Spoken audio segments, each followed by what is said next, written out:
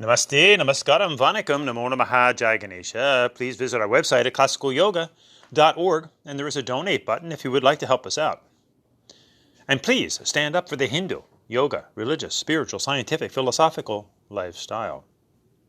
Today's podcast, 3 acronyms: G.E.M, Art, Act. Now, there's a story told within Hinduism sometimes as an analogy for the Atmana, our Hindu word for the soul, if you will. It's a bit different because remember the English Greek word soul comes from the psyche or the mind. It's not the body, but there is still a connection to the mind. And this is important to remember when using the word spirit, spiritual, soul, if you will, that it is not the body, it's incorporeal. So therefore no body can be spiritual. Debunking the spiritual but not religious cliche.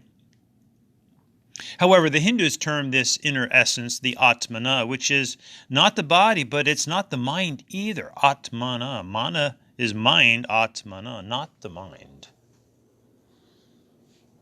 Now, we often liken this inner essence, this Atmana, to a gem at the bottom of a river. Now, as long as the river is calm, clean, clear, one can clearly see the gem at the bottom of the river. However, when the waves get disturbed, the mud gets churned up. Even though the gem is still there, we just don't perceive it. This is an apt analogy for this inner essence, which we'll define in a bit. In other words, this inner essence of the Atmana is not something that one gets because it's already there. It is simply uncovered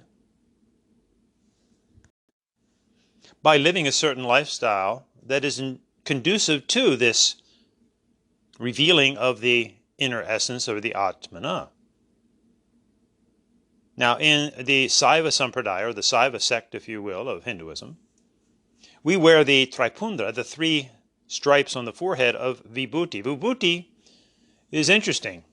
It's actually made from cow dung, refined, purified cow dung. And it represents the burning up of greed, anger, lust, lobha, krodha, kama, also anava, karma, maya. In other words, it is those 3 things, among others, that cover up this inner essence when we're greedy and angry and lusty. And remember, lust is excessive desire for anything: food, money, power, sex. So it is this uncovering or burning up, removing of greed, anger, lust that helps to reveal our inner essence. Hence, the Hindus put on the bindi, the bindu, the 3rd eye point, the red dot. Now, in the Rig Veda, we also find this word. Hindus would often call themselves bindus. Puram bindu vajri purush tutaha. Ancient soulful warrior. Ancient bindu Indu Hindu, soulful warrior. Remember, Indu Hindu is the original term. And the word is a beautiful word. Indu actually means Chandra, Sarid, Bindu, Soma. Moon, river, the bindu, the drop, and the nectar, soma, of bliss. Chandra is the moon. Sarid is the river. The bindu, the red dot, is symbolic of the sun. Soma is the inner nectar of bliss.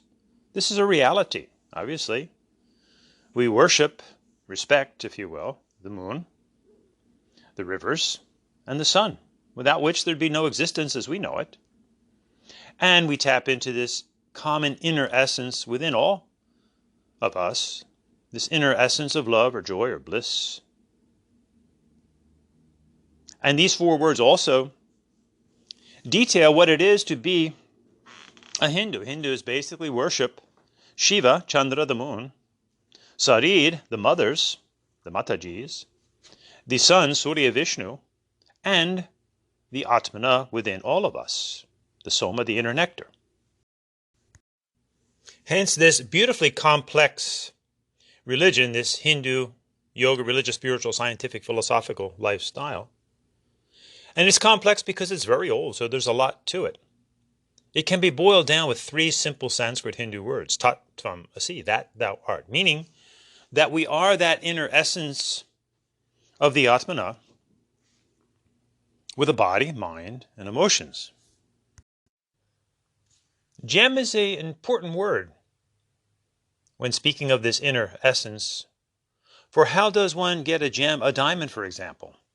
A diamond starts out as a lump of coal, and through eons of time and pressure, we get a diamond. Of course, science now has been able to create artificial diamonds, if you will, but natural diamonds are the result of years and years of pressure, turning a piece of coal into a diamond. What an apt analogy for living our life, maybe our lifetimes, as Hindus believe.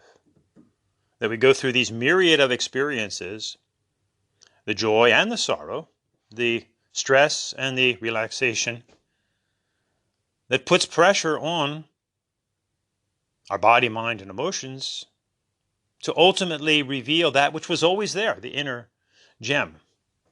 In other words, it's there, but we have to do something to help reveal or uncover this inner essence. And this is precisely where religion in general comes in, for better or for worse. And certainly this is what the Hindu yoga dharma is all about. Our process as Hindus is the yoga process. Sadly, a word that's been totally distorted today. But this Sanskrit, Tamil, Hindu word yoga, yogam, literally means this joining or yoking, yuj, to our atmana, our individual soul, if you will, the inner essence, and then obviously being absorbed in a greater source of this atmana, which we call Brahman, which is a neuter term for the greater forces of the atmana. It is not God. Remember, God is an anthropomorphic term that the Christians developed, capital G-O-D, even though small G-O-D existed in the Anglo-Saxon tradition of the many deities, if you will, the many gods. Capital G-O-D, God, refers to only a one male creator being, noun, in the Abrahamic tradition. Now, even though Hindus do believe in numerous spirit beings, obviously, as a human individual, we are inner spirit also, but obviously every moment someone is entering and leaving this physical realm, hence the innumerable spirit beings. But except for the fanatical Hindus, we do not look to a one male creator being or female creator being. On those issues, the ancient Hindu rishis simply said Ka. Nobody knows that. Who knows?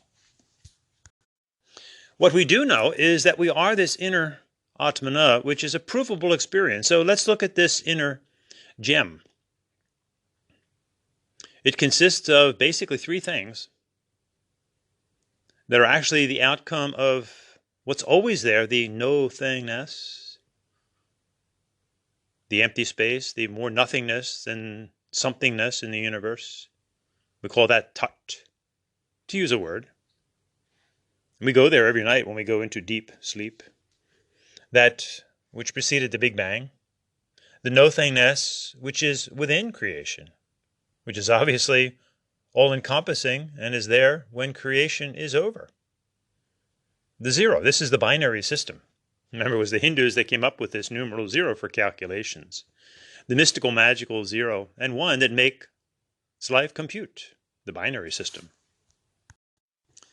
So this inner essence, which Hindus call the Atmana, consists of pure energy, we call Shakti, and we know that energy can neither be created nor destroyed, hence no creator. Creation just is. Shakti just is.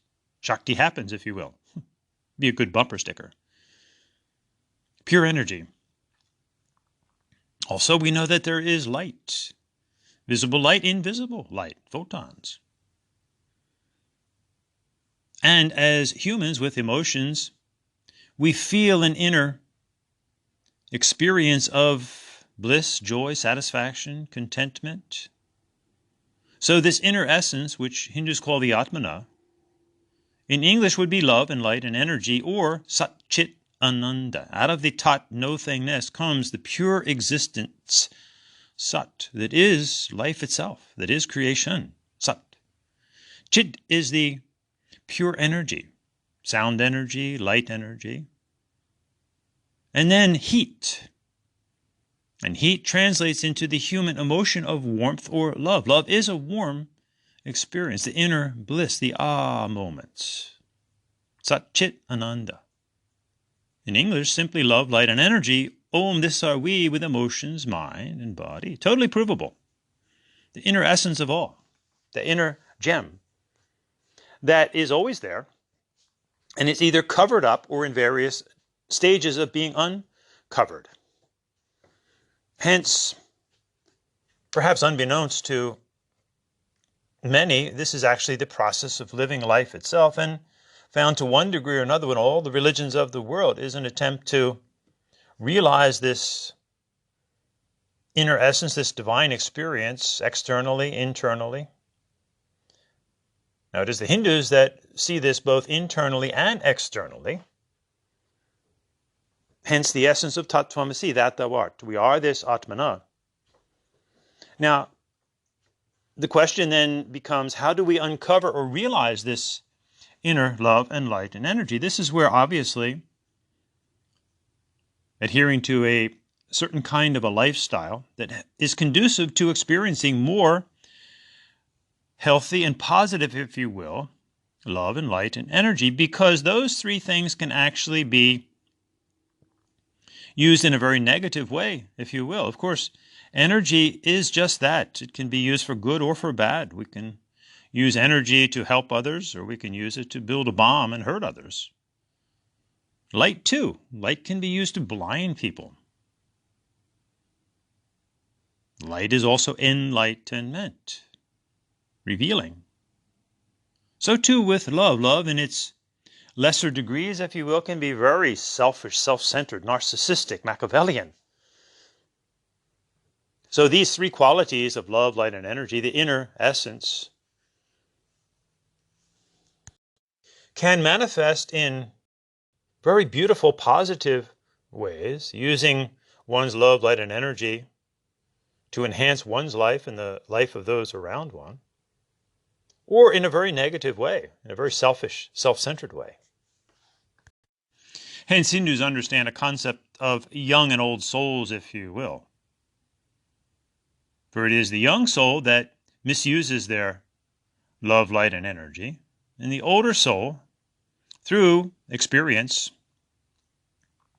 through the good and bad, through the learning experience that is life itself, one eventually realizes that putting these forces to use in a positive way is beneficial to the individual and the group.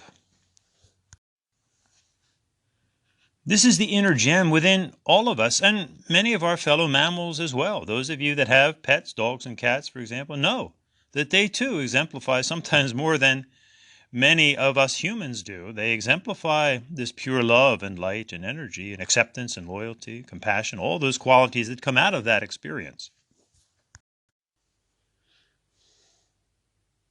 So it is important that we understand and appreciate this inner essence in general, and obviously using the common language of English, but then also respect how the various religious traditions of the world view this, how they attempt to realize this inner essence, and also in an external way. Thus, always respecting generalities and specifics. So, in the Hindu yoga dharma, Hinduism, the Hindu religion, for example, we've discussed how we express this inner gem of the Atmana, Satchidananda, love, light, and energy. And the way that we employ to go about uncovering this inner essence is really our Hindu lifestyle of yoga.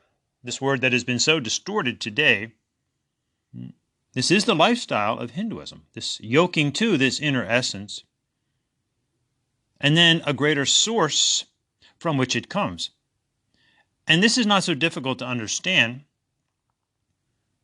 practically, if all of us are this inner essence of love, light, and energy, when simply two of us get together, now we have double the energy. This is what we mean by Brahman. It's just a greater source or greater force of this love, light, and energy. That's why in group encounters, even in the non-religious, of course, in group encounters, there's just much more energy that goes on, and even a loving experience. People that go to a concert, for example, they experience tremendous group energy and light, a feeling of lightness. Remember, light is also that feeling of lightness and buoyancy and a certain sense of love. So this is our Hindu meaning of the Sanskrit Hindu word Brahman. It's a greater source of this individual love, light, and energy, this inner gem, if you will. And it is following the Hindu yoga, religious, spiritual, scientific, philosophical lifestyle that we employ to help uncover this inner gem. This is the classic yogas of karma yoga, Hindu ethics, and bhakti yoga, Hindu devotions, Raja yoga, Hindu contemplations or meditations, if you will, and Gyan yoga, Hindu enlightenment, meaning that one studies outwardly and inwardly to uncover or reveal this inner light. In light we're meant to be. Again, using English, one could see this process in life in general, secular and religious, as people strive to do the right thing, be ethical and honest, and then exert full-on devotion to the task at hand, the individual, relationship perhaps, and then further go into deeper concentration, which is simply the meaning of the word meditation, and keep repeating this process, and one becomes rather successful in any endeavor. Again, this is respecting generalities and specifics. For example, in all the religions of the world, they all have their ethical codes of conduct, they have their devotions, they have their individual meditations, and their epiphanies, if you will, or their inner realizations. So whether one is claiming to be religious or not, this inner essence is still the same, as humans are all seeking for more energy and light and love in their life. This is practical, this is logical, this is observable. For example, who does not want to feel more energy in their life? Who truly wants to be down and depressed as opposed to being light and buoyant? And inner light is a reality. If not, we would not dream, we would not have imaginations. And everyone has, to one degree or another, this inner experience of love and bliss and joy. This is common to being alive. And again, remember, our fellow mammals also share in this, as we see this manifestation of love, light, and energy coming out of our cats and dogs, our pets, our mammal brothers and sisters, our fellow primates. So now we can look to the acronym G.E.M. And here's where science and religion are totally compatible, and they should be. Remember, the word science means to know, and we're all seeking to know things. And the essential meaning of the word religion, religio, religare, has a similar connotation to bind or to link. In other words, trying to figure out what binds, links, holds things together. Now, specifically in Hinduism, we use the words dharma and yoga. Dharma means to hold, dri. Yoga means to yoke. In other words, there's a great similarity here in science and religion and yoga and dharma. But we also have to respect the specifics. Remember, it is Hindus that use these Sanskrit terms, yoga, dharma. So if we look at science, the dynamic forces of life are gravity, electricity, and magnetism, G.E.M, from weakest to strongest. Gravity being the weakest, look how powerful is gravity. So much more powerful is electromagnetic energy, which actually preceded the Big Bang, pure electromagnetic energy. And then at that nanosecond of the Big Bang, gravity was introduced. Hence we have the dynamic forces of life, gravity, electricity, and magnetism. Now we can use this acronym and make it very relevant to who we are. Do we not fall under the forces of gravity, electricity, and magnetism? We could liken this to our human body. From the navel down, if you will, our foundation, that's gravity. Our heart, electricity. And the magnetic head, G.E.M. As we spiral up, which is the meaning of evolve, as we evolve and spiral up, always starting with a foundation, gravity. And look at the wonderful metaphors, analogies, similes we can use here of taking life seriously, grave, having a good foundation in life, solid judgment, being an earthy, grounded, solid person, gravity. Electricity at the heart, the electricity of the heart. And then the magnetic head. As we seek wisdom, we seek knowledge, we're drawn to the head. We're drawn to faces, we're drawn to looking into each other's eyes, the magnetic eyes, the magnetism of the face.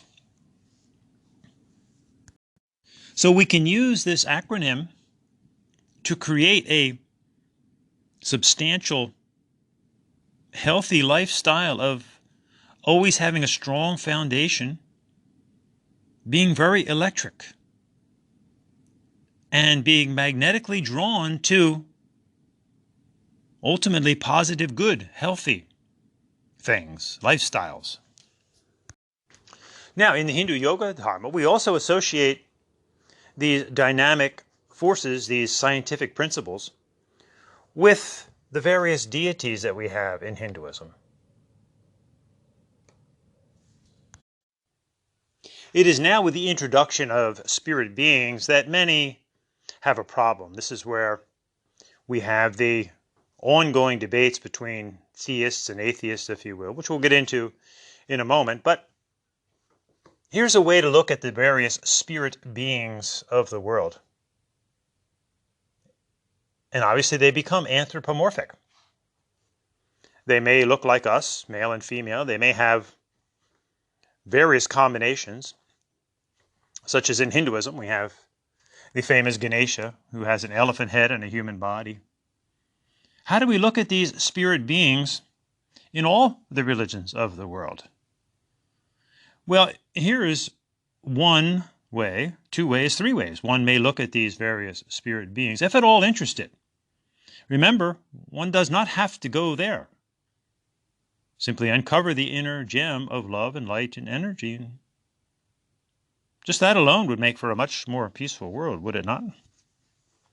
However, we are humans. We have taken on form. Therefore, we are attracted to form. We are attracted to physical form. And we go on with our vast imagination to create all kinds of fantastic forms. I mean, as children, we all grew up watching cartoons to this very day. All cultures of the world have their sometimes amusing, sometimes frightful stories of ghosts and goblins and elves and superheroes and angels and devils. Again, as humans, we have assumed form, so we also enjoy creating innumerable mythological forms.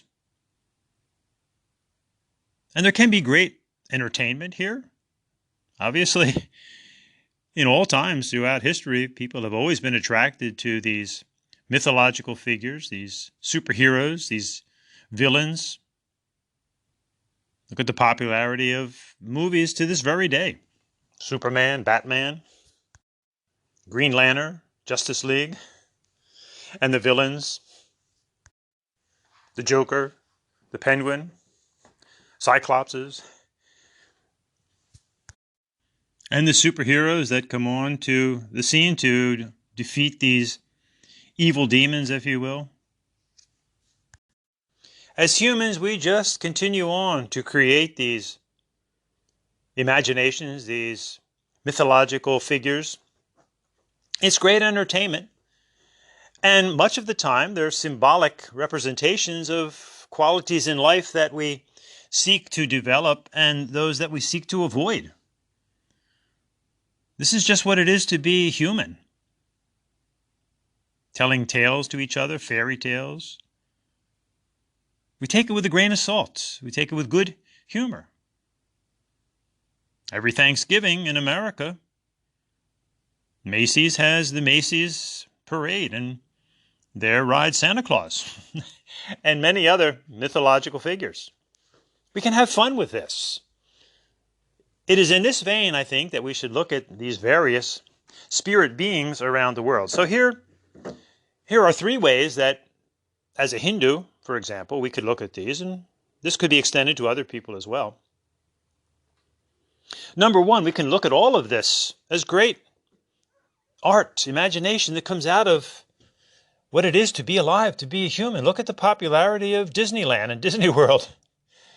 And again, so much of what goes on in TV, even sitcoms and soap operas, they're real, but they're not real. It's just entertainment. We take it seriously, but not too seriously. So when it comes to the spirit beings, especially within Hinduism, we could look at them simply as works of art. People live their whole lives, make lots of money with just making art, making up fictional characters. That in itself, art, elevates one's consciousness. Just like going to a museum. There's a certain vibration that takes place there. There's a certain, hopefully, sense of higher culture. Though, of course, we can also create these mythical figures that bring us down, if you will, into a lower state of mind. But when it comes to the spirit beings, we can just look at the artwork, and that in itself helps to elevate one's consciousness. And again, this is concurrent with being a human, exercising our creativity, our imagination. Actually, interestingly, Einstein said, more than your intellectual knowledge is developing your imagination. Wow. This is why we do this, especially with children. We don't automatically tell them there's really no Santa Claus. There is a Santa Claus in their mind. It's a spirit of happiness and joy and jolliness and giving.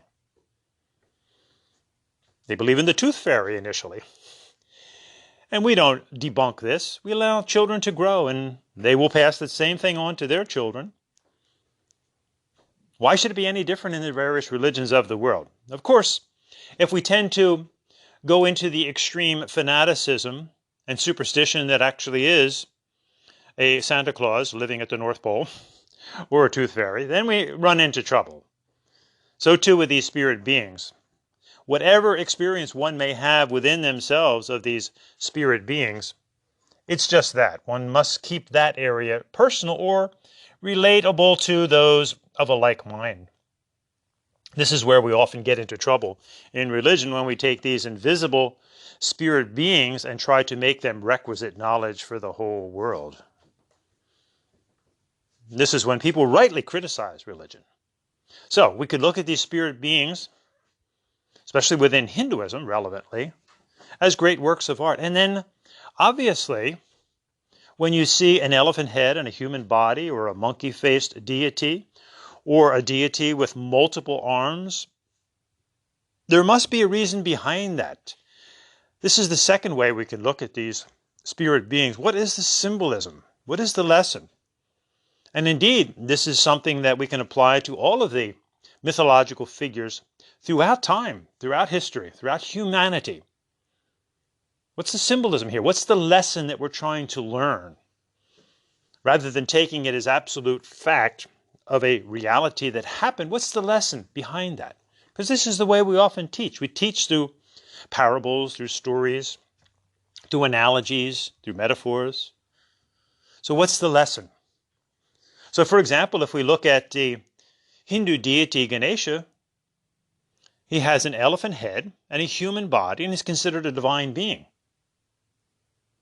Is this not relevant to who we are? Are we not mammals? Are we not animals?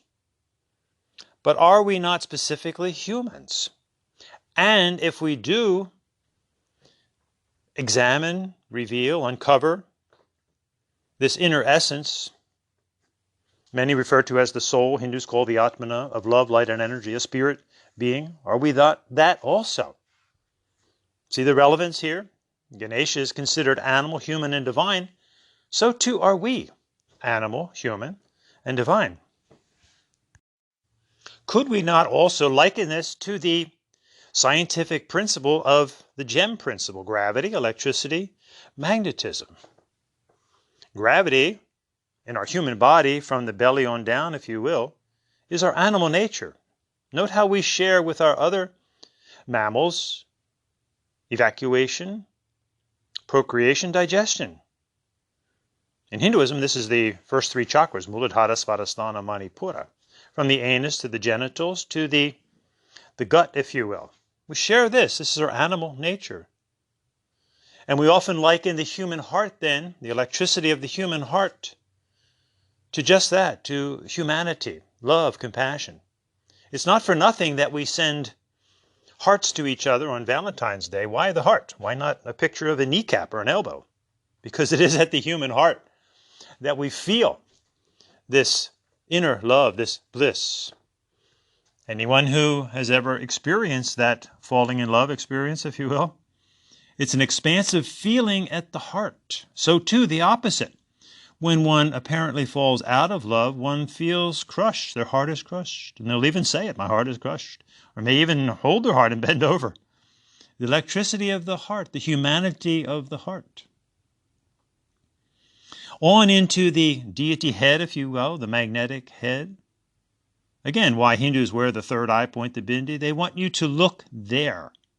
See me as a divine being, hence the greeting Namaste, Namaskaram, Vanakkam, Namo Namaha. These are all divine greetings recognizing this inner essence, this inner divine essence of the Atmana. So just like the form of Ganesha, we too are animal, human, and divine. Gravity, electricity, magnetism, the inner gem, uncovering the gem within. So remember, we spoke of three ways that one could look at these spirit beings. Simply the artwork. And again, if one looks at the tremendous art, religious art throughout the ages, the Sistine Chapel, if you will, if you look at the paintings and the sculpture in wood and granite and the bronze casting that you see of the Hindu deities, there's great craftsmanship here, great art. And then we look at the symbolism and learn from the symbolism. Remember, a picture is worth 1,000 words. And we're all symbolic creatures. This is what we do. A good way to understand this is, for example, you all have pictures of loved ones in your home. And especially if they're no longer with you physically or departed. You may have, a mate who's overseas in the military, for example, or children now that are in another part of the world. And you look at that picture and it elicits an emotional feeling within you, does it not? You may even kiss the picture. With this understanding, I think many can understand how, when in their respective religions, people look at various images of their spirit beings, it elicits an emotional response that is known to the person. Just as if an outsider, if you will, looks at a picture of your loved one, they feel nothing, but you do feel something because you have that inner connection. So here is this third aspect that one cannot really deny anyone, is the inner experiences they have of these spirit beings. But here's where we often get into trouble. And this is where we get into great debates between the theists and the atheists. In today's age of technology, one can be entertained for years watching videos of debates between atheists and theists. Now, it's important that when we use these words, we examine them a little more closely. Remember, theos is a Greek word, and it referred to the Greek deities, if you will. So if one does not believe in the Greek deities, one is truly an atheist. We have to look at that. But Obviously, theos now is referring to all the gods, if you will, which is a subsequent word that was developed by the Anglo-Saxons with a small g, G-O-D-S, meaning that there were multiple gods or spirit beings. When the Christians came along in the 5th, 6th century, they put a capital on the G-O-D, reinforcing their notion that there's really only one true male, as opposed to goddess, creator being, noun. And all these other small G-O-D-S were either fantasies or outright evil.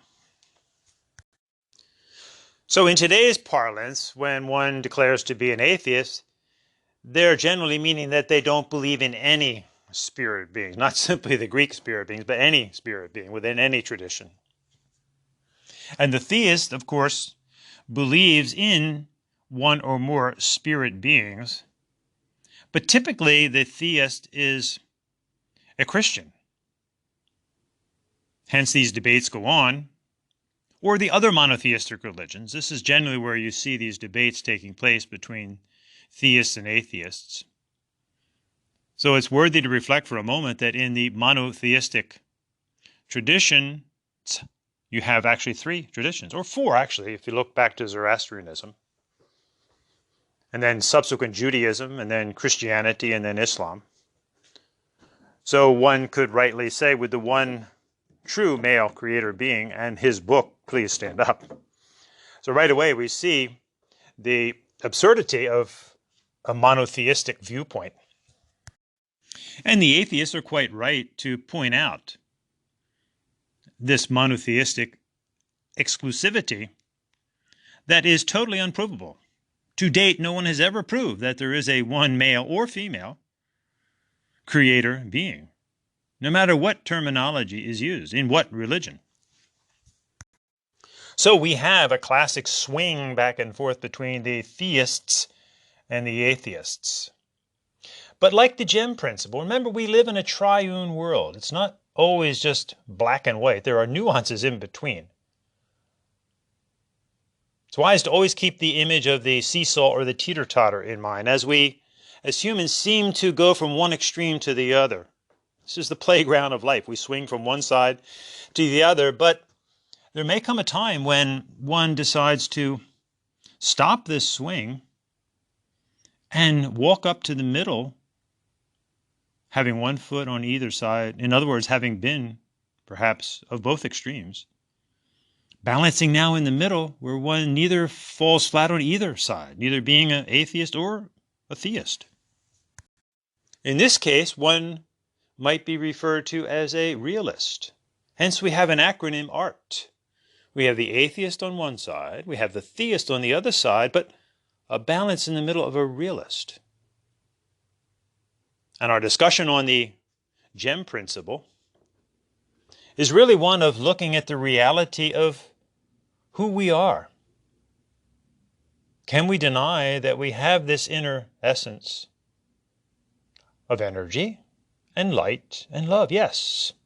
In various degrees, of course.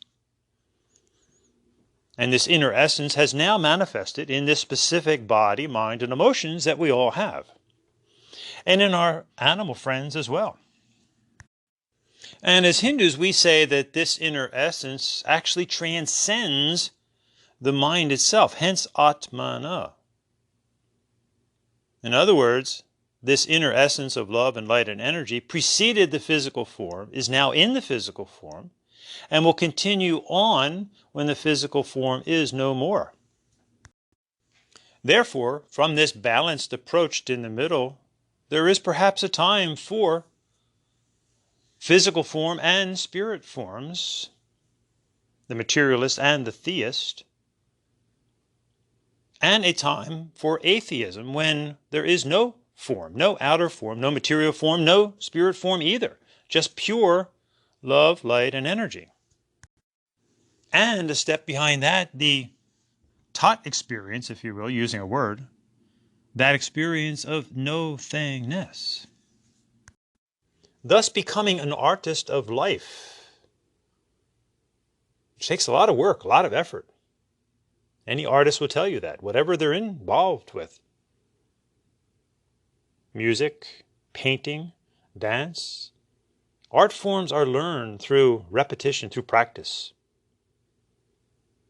In the Hindu Yoga Dharma, we say, dosa drista mahor mahuha. In other words, practice, practice, practice. See your defects again and again and again. Keep practicing. This is to spiral in life, to go round and round, elevating yourself through the spiral. Every time you go round and round. This is reincarnation, which is life itself. No reincarnation, no life. For example, every breath of air, every water is just simply recycled, reincarnated. So we go round and round, keep repeating this process, which takes us a little bit higher each time, or lower, depending on if it's a positive practice or a negative practice, if you will, a healthy practice, an unhealthy practice. The spiral can go either way. One lifts you up, the other, like unscrewing a light bulb, causes one to fall down, break, shatter on the floor. So this art of living, which is actually an organization now called the Art of Living, which obviously I'm not endorsing, but it's just an organization, an Indian organization, sadly one that often denies its very Hindu origins. So basically we're all artists of life, to one degree or another, trying to figure out this life that we're living. As we naturally swing, we go from one extreme to the other till we find a balance in the middle. The art of living. The swing of atheism and theism, finding realism in the middle. Which takes us to our next acronym. For those involved in religion. The NAT principle. Now we can play with this word a little bit, NAT. To be natty is to be well appointed, well dressed, for example. Often use this term in the military. One looks very natty, everything is prim and proper in their dress. But a gnat with a silent G, right, a gunat, is a pest. So with this NAT, we're going to make an acronym out of this, we have the choice to either be well appointed, well turned out, if you will, or a pest. It's up to us. Relevantly, when it comes to religion, we take this acronym, NAT, and we see the extremes of the no-way people, or all-way people, the universalists, if you will. Now, these are people that are involved in religion, spirituality. They would say spirituality instead of religion. These are the all-way people, the universal way. The other extreme is the way people. Mightn't there be a balance in the middle? We'll get into that in a moment, but we often see a knee-jerk reaction to this very day between these two extremes. The way people are the pure, if you will, fundamentalists, those who believe that their religious tradition is the way and every other one is wrong at best or outright evil, i.e. monotheism. This is linear thinking, straight line thinking, which not coincidentally once believed the world was flat. This is monotheism. The outdated system. Life is stereophonic. Life is polymorphic. So the monotheists, the fundamentalists, which actually is a mindset of fear, believing that one has the way or looking for the one way. It gives a sense of comfort for a while. But when it comes to the religions of the world, this is not a reality. There are many religious traditions of the world, obviously, so there is not just one. And the fight over just one is the sad history of violence throughout the ages. So, even though it's very comforting to many, when many become confronted by this fundamentalist the way, they often go to the other extreme of saying, no, it's no way. They're still interested in now what they would call spirituality. It's universal. It's for everyone. But there's a fundamentalism to that. A clear example of that is today's so-called yoga, in which they will tout that yoga is for everybody. That slogan is no different than saying Jesus is for everybody. So on the one hand, you have the pure, if you will, fundamentalist who thinks their way is the one and only way. Every other way is false or perhaps evil. The other extreme is the universalist, who is doing something specific, such as yoga, which is actually Hinduism, and saying that that is universal and saying that it absorbs every other religion. So while they don't denounce other religions, they're saying that through the process of this so-called yoga, for example, we absorb every other religion. This is the universalist, fundamentalist universalist, actually. Now, the fundamentalist universalist is different than what we could call the universalist, a person who simply studies comparative religions. That's one thing. However, it's quite a different thing to be teaching from what is recognized as a specific religious tradition and then deny that it is just that it is specific. This is the common confusion between generalities and specifics. So while it is one thing, and actually to be encouraged to study the various religious traditions of the world, when one holds theirself out as a teacher of any one of these specific religious traditions, then logic and honesty demands that they openly state that that is what they are. That is what they are doing. So therefore, if one is specifically teaching the Hindu yoga, dharma, Hinduism, the Hindu religion, they need to be honest enough to admit that, yes, this is what I'm doing, and therefore I am a Hindu teaching the Hindu religion, just as it is a Christian that teaches specifically the Christian religion and any specific denomination within that. This is just common sense. Though we may study the many different professions of the world, right, it is the dedicated, declared physician that is a doctor that can legally and honestly, ethically practice medicine. Therefore, the balance in the middle between being the fundamentalist on the one hand and the fundamentalist universalist or universalist on the other hand is to land in the middle when one maturely realizes that their way, their religion relevantly, is a way. It's not the way, and it's not no way or a universal way. It's not for everybody. It's for anybody who chooses to join it, yes, but it's not for everybody. So this is where we can neither become a pest, gnat, or become so fastidious in our fundamentalism, so gnatty, if you will. We land in the middle eventually through time and testing and experience, and humbly, honestly, ethically admit that our religion is a way. It's the way for you, yes, but it's a way, not the way and not a universalist way.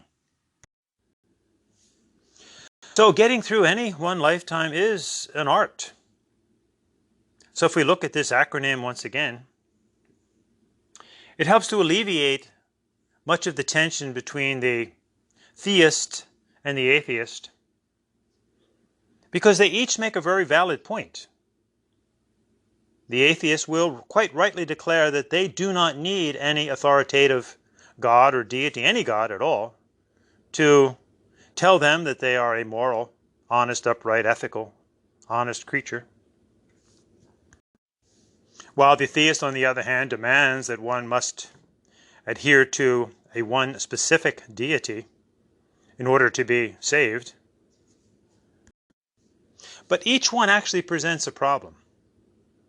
The theist, of course, cannot prove that their one deity, be it male or female, especially in the case of Christianity, the one male creator being, they cannot prove that such a being exists. It's merely left to assumptions and speculations.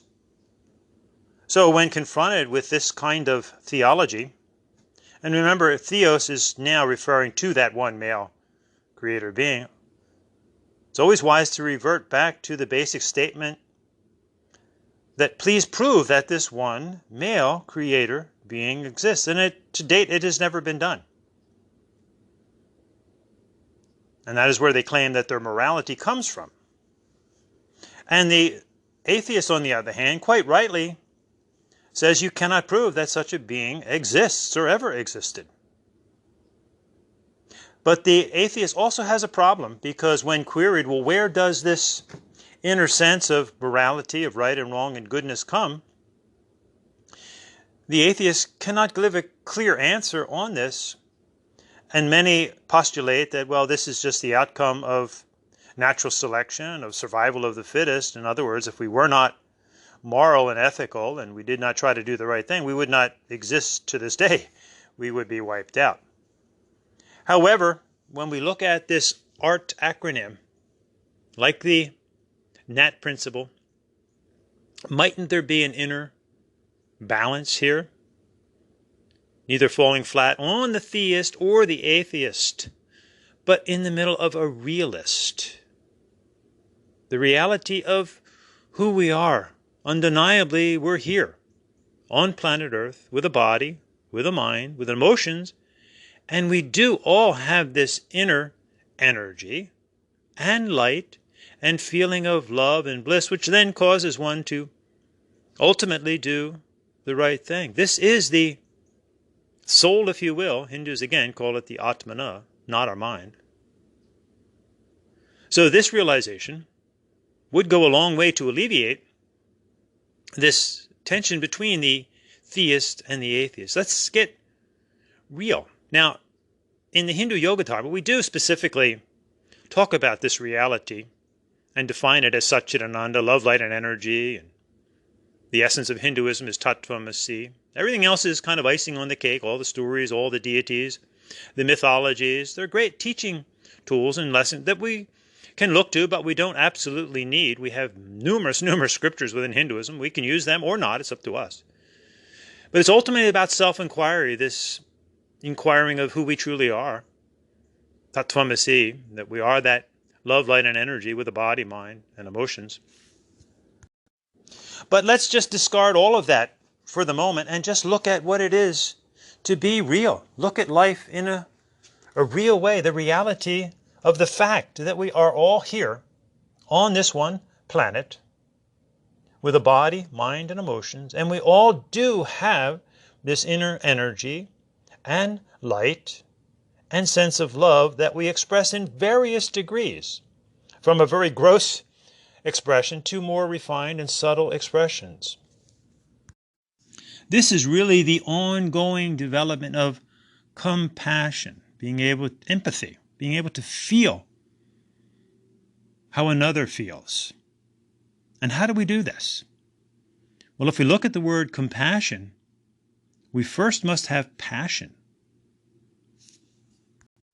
Which brings us to a final acronym. We now must act. So between atheism and theism, there's a middle of compassion, A-C-T. We must act. To develop compassion, we have to have passion for life. We cannot be afraid to live. We have to experience life in all of its myriad of experiences, good and bad, joy and sorrow, good and evil, if you will. This is why, believe it or not, this is up to the individual, Hindus believe in reincarnation because there's just so much to experience that cannot be done in just one lifetime. And also it answers many questions about what about those who die at a very young age. As we go through these myriad of experiences in any one life or perhaps lifetime, we're passionately living life, not being afraid to make mistakes, not being afraid to do what is right, not being afraid to go against the grain, if you will. And it is this way that we all develop compassion. You know, it really is a truth that, for example, in Narcotics Anonymous and Alcoholics Anonymous, they always will say that it is a former alcoholic or drug addict that really can help the latter because they've been there, they've done that, they know what they're going through, they can relate. So we develop compassion through passion. And in one of our Hindu scriptures, the Tirukural, which is a great ethical code of conduct, it says there, quote, that if all the ways to liberation are examined, compassion will prove the means to liberation.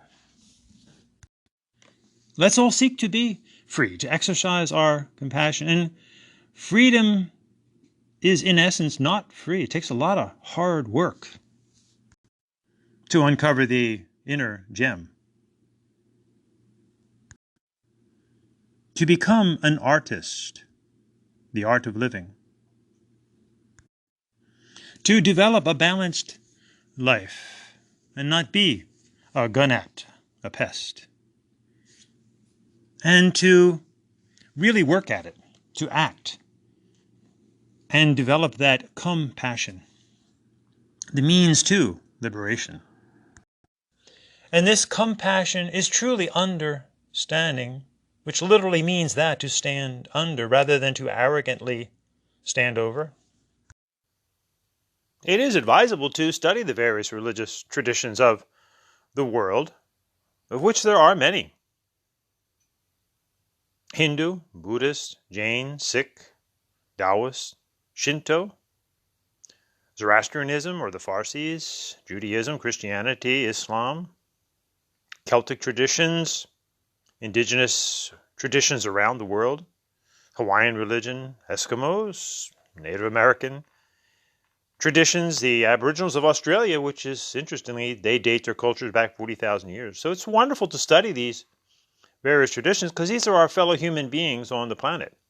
However, if we are specifically holding ourselves out as a teacher of any one of these religions, we should be honest and ethical and recognize that that is just what we are doing. And relevantly, like any profession of the world, so too in the various religions of the world, if one is teaching from a specific religion, they really must be of that religion. So, for example, you don't find non-Christians teaching Christianity. And you should not have non-Hindus that are teaching the various yogas that constitute the Hindu religion. So understanding, respecting this Nat principle could go a long way to alleviate much violence, much confusion between the various religious traditions of the world. Why not simply be humble enough to say that one's religion is a way? It's not the way, and it's not certainly no way. It's not a universal way for everybody. It's for all those who wish to participate, yes, but it is simply a way.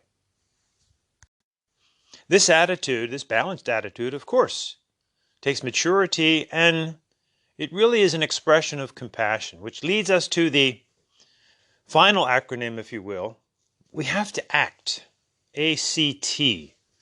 So between the atheist and the theist, in the middle ground is compassion. Now, compassion is built on passion. In other words, we have to have passion for life. We have to be willing to make mistakes, live life, experiment, experience many, many things. This is the way to develop compassion. It's often said in perhaps Alcoholics Anonymous or Narcotics Anonymous that the one who can really help a former alcoholic or drug addict is one who's been there, done that. This is how we develop compassion. Having lived life, not being afraid to make mistakes, not being afraid to also humbly admit that we did make a mistake and maybe we need to change. This is love and brings us full circle, because life is a circle, to the G.E.M, the realization that we all have this inner essence of love and light and energy with emotions, mind, and body. This is a powerful belief, and we all have them. Which brings us to another acronym. So we also did a podcast on acronyms for life. We go more into depth with these, but from our beliefs come our attitudes, and from our attitudes come our actions. The Ba syndrome. Think of that sound that sheep make. We can follow the herd in a negative way, if you will, or a positive way. Positive beliefs will produce positive, healthy, wholesome actions, attitudes, or belief, attitude, and action. Remember, beliefs is really the beginning of the scientific principle. That's your hypothesis. We all have them. But we don't want to just stay in the hypothesis mode or the assumption mode. We want to carry our beliefs through testing until they become a conviction. but then always be willing to examine those as well as we continue to learn and grow. So too with faith. Faith begins as hope, and we all have hope. And someone once said that don't take someone's faith or hope away, because that might be all they have at the moment. If you think about it, all our relationships begin with faith as hope. We don't know. But through time and testing, living with somebody for decades, you have more or less a guarantee of how they're going to be and act in certain situations. Of course, as humans, we always should be ready for the extenuating circumstances and the surprises that life can give us, because some people can turn 180 degrees. So we all have faith as hope, but we want to carry that through to, it's often said, a guarantee through time and testing. Beliefs, faith, very important, but we don't want to just stay in the initial stage. We don't want to just hope without testing, right? That's the scientific method, to go from a hypothesis through time and testing and double-blind studies until we arrive at a conclusion, but then also be willing to, at some point, revamp those conclusions, because they can change. Look at all the medicines that were used and then proved to be actual detrimental. So we're all in this together, science, religion, all of our endeavors in life, right, as we're trying to figure things out, and then we must humbly admit when we've made mistakes and go wrong. So we're seeking a balanced life. It's wonderful to hold the image of gymnastics when you see those women balance on the balance beam 4 inches wide. Perhaps once getting a perfect 10 routine in their life, right? But they keep trying. As many times as they sway from side to side or actually fall off, they keep getting back on the horse, if you will, getting back on the balance beam, and keep trying. This is life itself, as we're trying to seek what Hindus call a sattvic, or equilibrium, a balance in life. Remember the immortal words of Mr. Miyagi-san to his disciple Daniel-san, that karate training, not just about balance in karate, but whole life balance. Go find the balance. Seek a balanced life. In the Hindu Yoga Dharma, we sing a song to Shiva, Sada, Lola, Hara. Sada, truth. Lola, swing. Hara, destruction. In other words, it is through this swing of life, going from one extreme to the other, that is eventually destroying Hara, our ignorance, as we seek a balanced life. We could use another acronym here, AIM, A-I-M.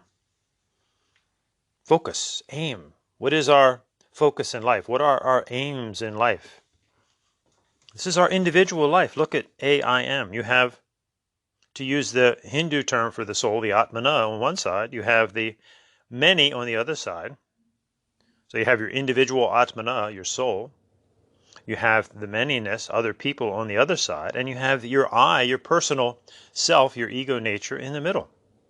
So we work with this, and we can reorder those 3 letters to our personal journey through life. Me, all about me. Or my, all about me again. And then Mia, all about me. To I'm a, as we start to question, I'm a what? To the final reorganization of these 3 letters into I am. Putting now the Atma, or the soul, if you will, in the middle. And the I, the individual, knows its rightful place on one side, and it respects the others, the many, on the other side. I am. Interestingly, when translated into English, that is what Moses encountered when the burning bush said, I am. That's the name. Wow, interesting. I am. Bringing us again full circle back to Tat Tvam Asi, the G.E.M principle. As we all introspect and ask ourselves these vital questions of life, who am I? Where did I come from? Where am I going? What is the purpose of my life? What's the ultimate purpose of life for me? This is the game of life, if you will, the play of life, the drama of life. As Shakespeare rightly said, we are all actors on a stage. As we go through this game of life, and look at these 3 letters that we use in these acronyms, we're learning, in a sense, the art of juggling. Pick up 3 balls, 3 oranges, 3 apples, whatever, and see if you can do this art of juggling. And notice, in order to do this, it takes practice, obviously. You have to keep focused straight ahead. And through your peripheral vision, you see the other balls on each side. But you have to focus straight ahead, and you're juggling these 3 things. The juggling of life, the game of life. And we could also look at this game, this battle of life, if you will, where we need to develop good sportsmanship. It's an outer battle, but it's ultimately an inner battle.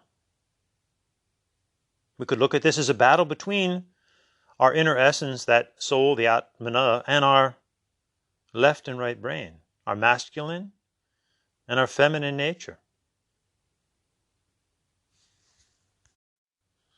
As we learn to utilize positive masculine and feminine qualities, no matter what our gender, and remember there's only 2, this understanding would go a long way to alleviate the present insanity over gender spectrums. Inwardly, we have a masculine and feminine traits, if you will. We have masculine and feminine traits, personality traits. It's fine,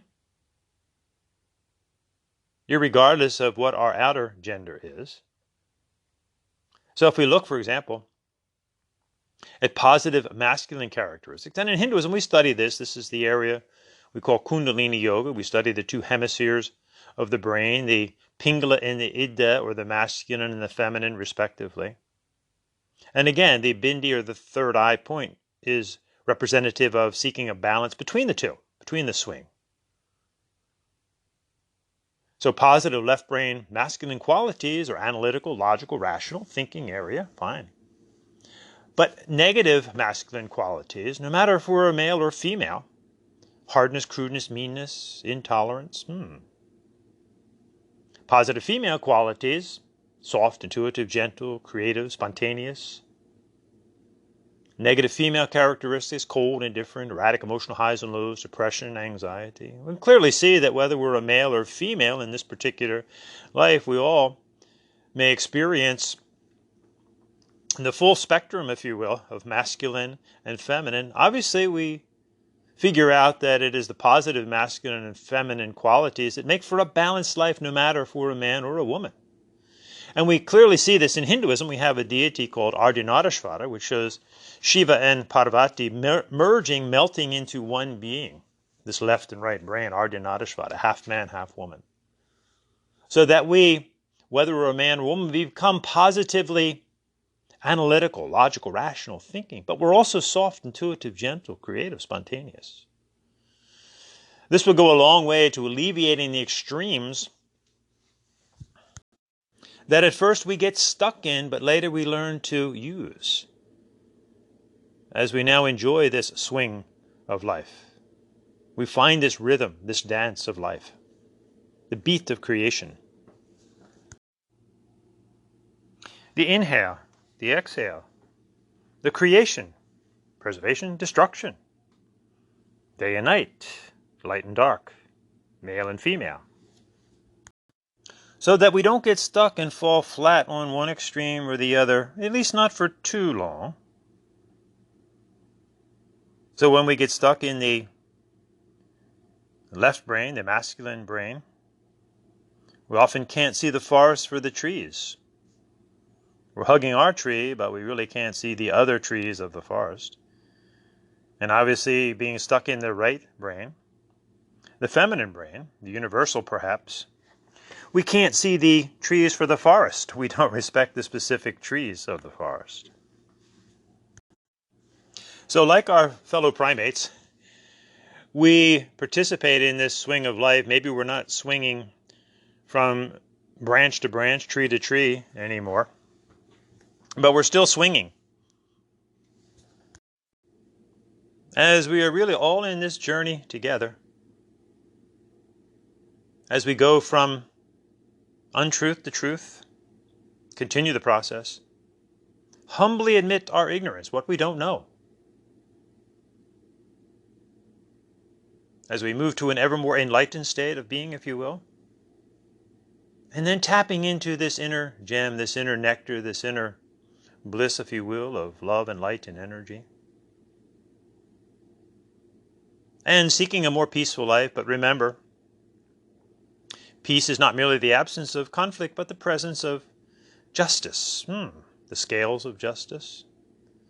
So as Hindus, we always end our gatherings of truth, if you will, our satsangs, as we're seeking truth, right?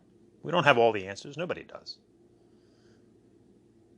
Asato ma sadgamaya, lead me from untruth to truth. Tamaso ma jyotirgamaya, from my ignorance to a more ongoing state of enlightenment. And tapping into that immortal amritam or nectar within.